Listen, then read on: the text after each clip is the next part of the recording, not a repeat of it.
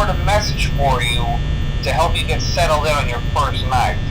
I actually worked in that office before you. I'm finishing up my last week now, as a matter of fact, so I know it can be a bit overwhelming, but I'm here to tell you there's nothing to worry about. You'll be fine. So let's just focus on getting you through your first week, okay? Let's see. First, there's an introductory greeting from the company that I'm supposed to read. It's kind of a legal thing, you know. Welcome to Freddy Fazbear's Pizza, a magical place for kids and grown-ups alike, where fantasy and fun come to life. Fazbear Entertainment is not responsible for damage to property or person. Upon discovering that damage or death has occurred, a missing person report will be filed within 90 days or as soon as property and premises have been thoroughly cleaned and bleached and the carpets have been replaced. Blah, blah, blah. Now, that might sound bad, I know, but there's really nothing to worry about.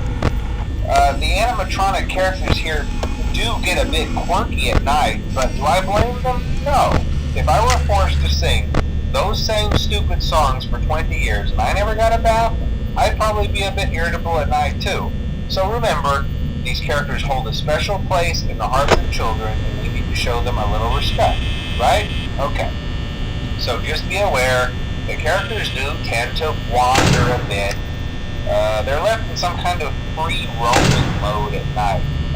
Something about their servos locking up if they get turned off for too long.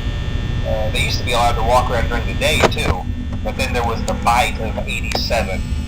Yeah, it's amazing that the human body can live without the frontal lobe, you know?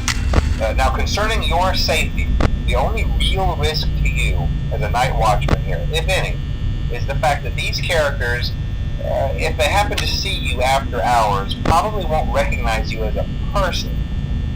They'll most likely see you as a metal endoskeleton without its costume on.